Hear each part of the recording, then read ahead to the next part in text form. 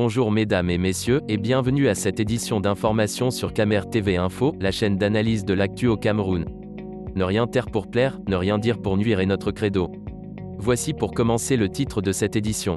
Cette vidéo est réalisée à partir d'un post de Michel Biemtong sur sa page Facebook intitulé « Massacre d'une dizaine d'élèves à Kumba, les forces de défense camerounaises impliquées ». Mais avant de détailler l'intégralité de son contenu, veuillez prendre 3 secondes pour vous abonner à nos pages Facebook Camer TV Info ou sur YouTube Camer TV Info. Un like pour une souscription à nos médias pour ne rater aucune de nos futures publications est fortement conseillé. Voici la teneur du post dans son intégralité. Massacre d'une dizaine d'élèves à Kumba, les forces de défense camerounaises impliquées. Ils étaient 6 assaillants arrivés à bord de 3 motos.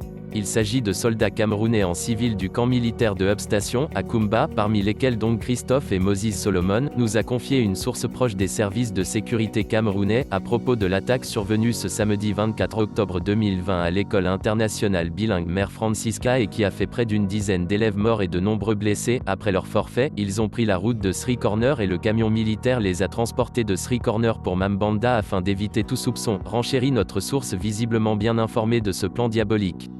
En effet, il s'agissait d'une opération planifiée la veille, ce vendredi 23 octobre 2020, une réunion secrète s'est tenue vers 13h à Elongo Garden, l'hôtel le plus luxueux de Kumba qui appartient à un richissime homme d'affaires exportateur de cacao appelé Akianya Martins. Ont pris part à cette réunion, le préfet de Mem, Dong Chamberlain, le général Benoît Eba, commandant de la région militaire numéro 2, le général Cavaler, commandant de la région militaire interarmée numéro 5 et plusieurs autres hauts grades de l'armée dans la région du sud-ouest.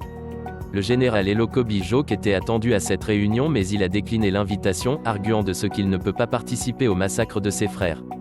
Il était parfaitement au courant de cette opération, raconte notre informateur. Rappelons que le général Elokobi Jok est le directeur central de la coordination au secrétariat d'État à la Défense, CED, chargé de la gendarmerie nationale, basé à Yaoundé. Nul doute donc que le palais présidentiel d'Etoudi était au courant de cette opération. D'après notre source, une autre attaque est prévue lundi prochain et la cible visée est le Collège des Arts et des Sciences de Kumba. Des élèves en pleine formation pour l'obtention du permis de conduire seront eux aussi visés, annonce également notre source. Rappelons que cette attaque attribuée aux soldats camerounais intervient dans un contexte où poussé à des négociations sous la médiation suisse avec les leaders indépendantistes anglophones, le pouvoir de Yaoundé, qui ne jure que par le statut spécial aux anglophones fruit du grand dialogue national, entreprend plutôt de commanditer des attaques sur des civils anglophones, lesquels sont aisément attribués aux séparatistes. Le but recherché est de dresser les populations anglophones locales, majoritairement acquises à la cause indépendantiste, et la communauté internationale contre les indépendantistes armés ainsi que d'amener les USA à classer le mouvement indépendantiste anglophone comme organisation terroriste.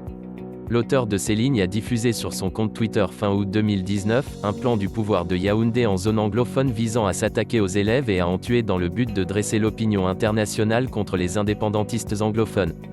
Est-ce la diffusion de l'information qui a provoqué le report de l'opération? Nous y reviendrons. Veuillez prendre 3 secondes pour liker la vidéo et la partager. N'oubliez pas de vous abonner à la chaîne YouTube Camer TV Info. À bientôt pour de nouvelles publications.